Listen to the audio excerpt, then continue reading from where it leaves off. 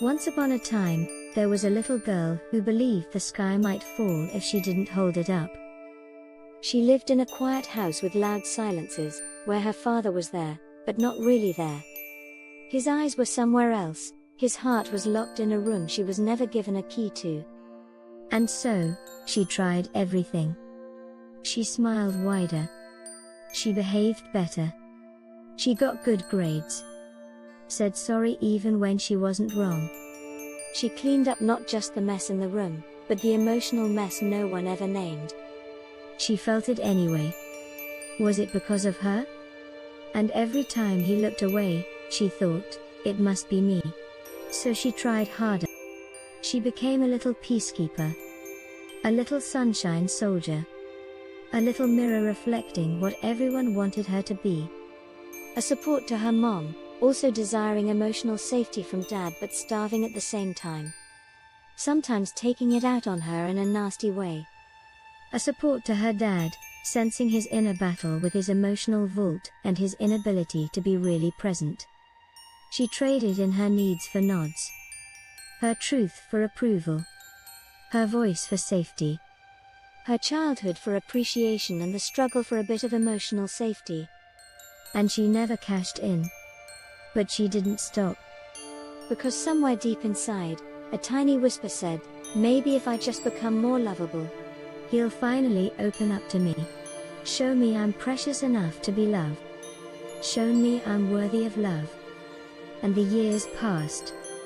She grew into a woman with a smile that could calm storms, and a heart that kept choosing storms disguised as love.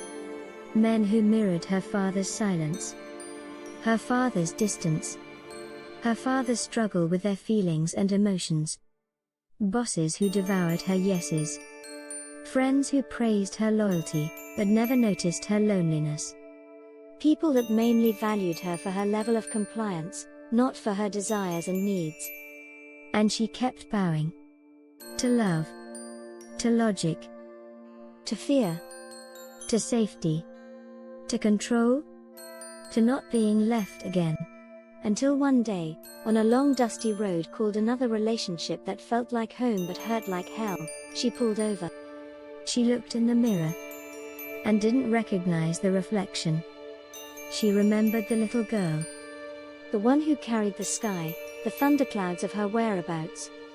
And she whispered, sweetheart. It was never yours to carry.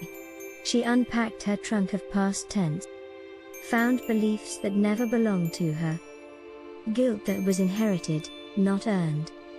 A fear of abandonment that came from being abandoned by her own truth.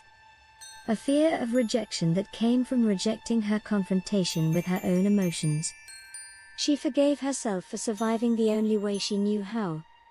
She kissed the story goodbye, not with bitterness, but with a sacred bow. Thank you for bringing me here, my story of my past. I don't need you anymore. She stopped denying the truth, made a self-love confession. She started saying no. Started speaking up. Started asking for nothing. And receiving everything. Because she stopped trying to be lovable. And started being love. Because that is what she is, and had always been. Pure love. And she started reflecting instead of rescuing. She became her own mirror, instead of her own horror. And from that day on, she no longer bowed down to stay safe.